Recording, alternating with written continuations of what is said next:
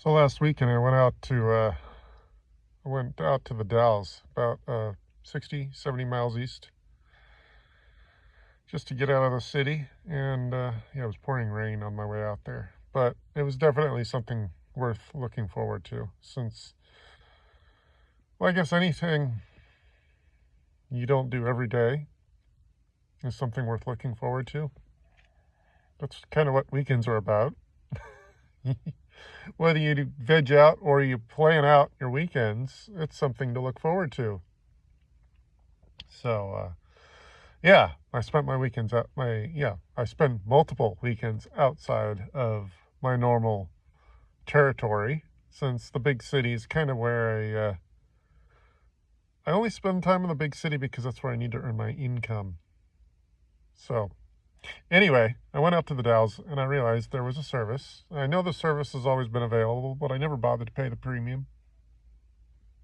So, it's a lot more rural, but you still have a lot of modern amenities. So I paid $20 to have a service do my laundry. And that was for their smallest load. So they literally weighed it at 7 pounds. They said that's about the minimum. I didn't ask what the actual numbers were. But for $20, I think the most impressive thing about it are the pleats in the folds, in how well these shirts and the pants are folded. You can't really see here, but these clothes are folded way better. I fold my own clothes. So it's just one of those luxuries. Um, you drop off literally 10, 20 pounds of clothes, and they just do it. And maybe a couple hours later, they call you, and then you come pick it up. And it's almost in vacuum sealed bags. So, yeah, it's kind of like opening up uh, anything fresh from online. It's just tightly sealed. So, yeah, just one of those luxuries that is nice, because otherwise you'd be in a laundromat for a couple hours. So, and it's only twice as expensive as doing my laundry in a laundromat. So $10 to do my own laundry, when you consider the dryer, the washer, and the soap. Just pay the 15. Oh yeah, I guess. Oh, actually, yeah, that's right. It was $15. Where did I get 20? It was $15 for 7 pounds of clothes, and I didn't have to sit in a laundromat for 2 hours or more. I just did my poking around. So, yeah. Anyway, tomorrow's a half day, day before the holiday. I'll be done with work by about 1, maybe lunch. Then I'm going to head south, going down to Elkton, hanging out. And yeah, I'm not expecting traffic to be easy. My friend expecting me, she's not going to be home until late anyway. So I'm just going to do some exploring. I'm going to drive slowly. I'm going to take my time. I'm going to explore more of the state I've never been in. And I've decided, well, I have to go home to renew my license. So that has to happen before January, which means this weekend I'll be buying a plane ticket home, LA, and get my license renewed. And that's pretty much it. When I come back up here, I'll continue to put my nose down and do the work.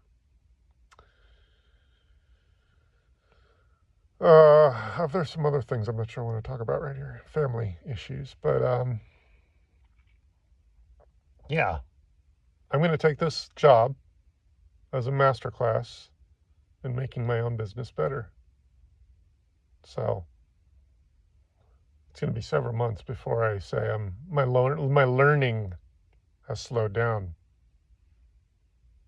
So it's been an accelerated experience since I've been working here, because the job before this at Toyota, I don't know if I want to say I was overqualified, because I was definitely learning a few things, but I felt like I was overqualified. I don't know if you understand what that feels like. There was a little more downtime than I expected. And I mean, as soon as someone wanted something done, I was on it. I don't think anyone expected that. Oh gosh, Chris, you're fabulous.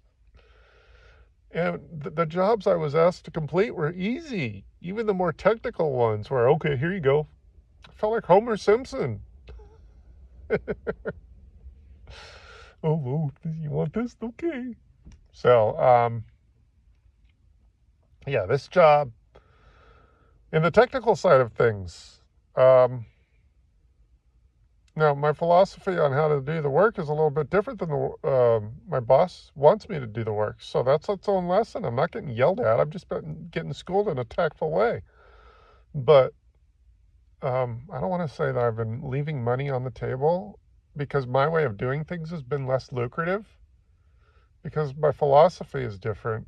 I've chosen, it's less, my way of doing things has been less lucrative, but there was logic to it. And I really just didn't think much about making money in the ways that he's making money or the company's making money. Like, today I actually helped someone buy a computer online. Now what I'm thinking is, okay, we're getting rehired for at least a couple more hours to set it up. And that's pretty much the bulk of how I sell myself setting up computers. Now, I don't know if my boss understands. I'm pretty good at sitting next to a customer for 3 hours and setting that computer up at $160 an hour. So I'm thinking I'm making a fair income at $160 an hour. The company I work for would like me to create a quote and increase the cost of that computer. Yes, we set it up. There's cost to that. But there's also profit. Margins that are beyond the 5% the industry generally makes. So when you're buying a computer at Best Buy or Amazon, there's like a 5% markup. I know that's what the percentage is from my days of working retail. Now, the percentages might actually be less now because the competition's greater. But these percentages that I'm remembering is from decades ago. So I'm guessing the margins might be less. So anyway, the company I work for makes a profit that gets built in to the setup versus charging a flat hourly rate for the labor of setting it up. See, the one thing I enjoy is doing house calls. You sit shoulder to shoulder or across the table from someone, 1 hour, 2 hour, 3 hour. It's been up to 6 hours in someone's home at that hourly rate. It doesn't really occur to me to try to make an extra $100, $200 off a computer. So that's a philosophy differentiation between the way I run my business and the way this one runs its business with me as an employee. So I'm not saying anyone's doing anything wrong. Fact is, his business is a lot more successful than mine. If anyone's doing anything wrong, you can easily say, well, Chris, you can't earn a living. You got to this point because you're not making enough money. You're now working for someone else because you took a 12-year ride in a very slow descent. Yes, there were several issues that made things happen the way they happened. You had the pandemic 4 years ago. You chose an office that was kind of falling apart. Me. That's pretty much the two things that really hit me. When I moved from Redondo, that little office was actually pretty good for me. But the problem is I was almost literally tripping over the work in 200 square feet of space. I got a bigger office with cheaper rent, which is what chased me up there. Up in Manhattan, it's an even more expensive zip code and cheaper rent. So I'm thinking it's a bigger, more luxurious environment. But of course, that building was anything but luxury. It was literally falling apart. The facade was designed to look like an 1800s style complex, and many of the components were falling off the front. All I was looking at was the $500 a month rent for 300 square feet. It was an extra third bigger. So, what I should have done, well, there are a few other things that probably I ought to more appropriately talk about that in a different video. But yeah, I'm starting to, well, it's because I'm learning so much. There's certain ways I can rebuild my business, and I'm learning a lot. And I guess I can come up with a video that's more appropriate, directed to just how I can rebuild. And I think now that I've decided I want to be up here for about a year and learn everything I can in that capacity, yeah, as long as I'm learning, there's no point in moving on. I mean, I'm getting paid to stick around. To get this education, I could pay to go back to school, but I guarantee you going back to college is not going to give you the real world experience. So I can't complain. I have no rent bill. I have a little bit of debt I'm knocking down, but that's pretty much it.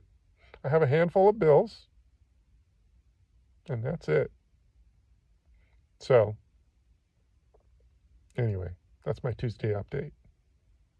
Tomorrow I'll go live. I'll let everyone know I've safely made it to my friend's house. And yeah, I'm going to spend the night over there and then the holiday.